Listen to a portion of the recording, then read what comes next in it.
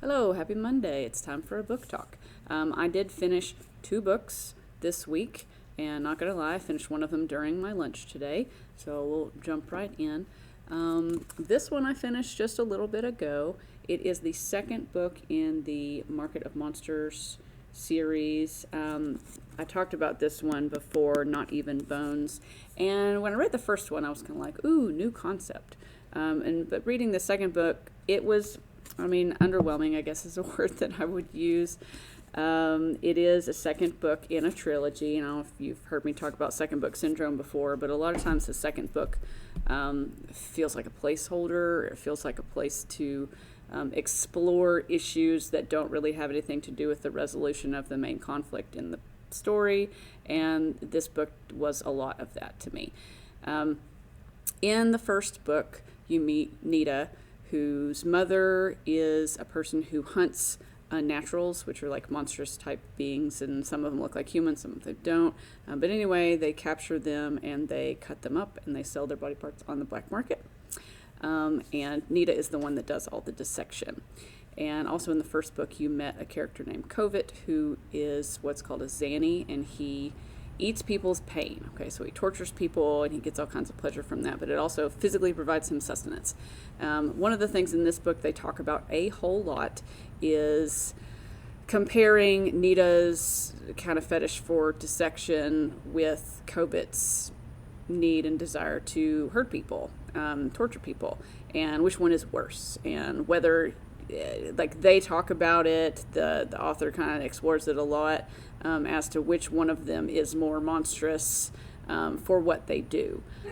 You also explore the relationship between those two characters, and Fabricio from the first book also plays a major role in this book, as he and Nita are constantly trying to kill each other throughout the entire book. You meet some extra characters as well, some interesting characters like a Kelpie is one of the main characters in this book. But anyway, definitely start with book 1, Not Even Bones. That is in right now if you want to check it out. So if you're interested in monsters, grisly, gross details, action, the second book has a little bit of like, is this a romance, is this not sort of vibe. Then check it out. You can always email me, and if you're a virtual student, I'll put it in the main office, or I'll even drop it at your house if you want it. So if you're in person, you can pick it up, or you can ask me to bring it to your 4th period. I'll do that. The other book that I read, I listened to, and we have this in print, but it's currently checked out to a teacher. We Set the Dark on Fire by Taylor K. Mejia. And this one, I think we have it in the fantasy section, but I may reevaluate that and put it somewhere else, because I did not find any fantastical elements about it whatsoever.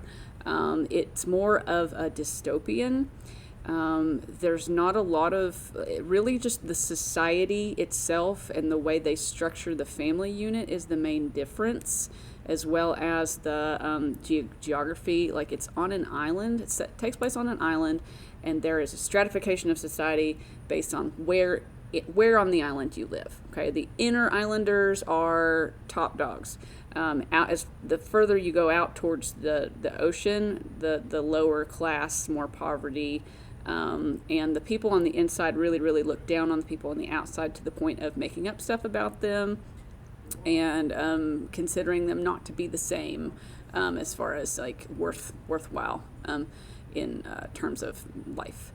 So anyway, the premise of the book is that they keep referencing this school that the main characters went to, where they were raised to become either a primera or a segunda, because basically on the inner island, every man has 2 wives. Okay, and they split the job into the primera, who is basically the head of the household, husband's right hand, logic, stuff like that. And then the segunda is feelings and childbearing, comfort in that way. And so there's kind of two parts of a whole. I mean, way to devalue a person, but anyway, that's the main different thing about the book, is that this whole family structure.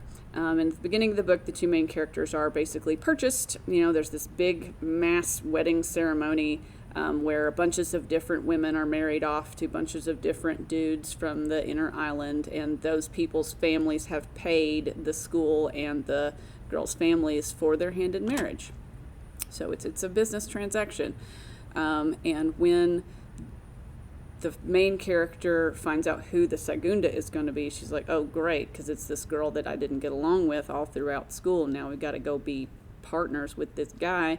But she's, taken her role as Primera very seriously. And when she gets to the family home, she finds out that the guy really doesn't care for her at all. He does not want to let her know anything. She's not going to be able to help him. She's not going to be able to do the things that she was trained to do, so that she struggles with that. She's also being blackmailed by a person from a resistance group. You learn all this at the very beginning.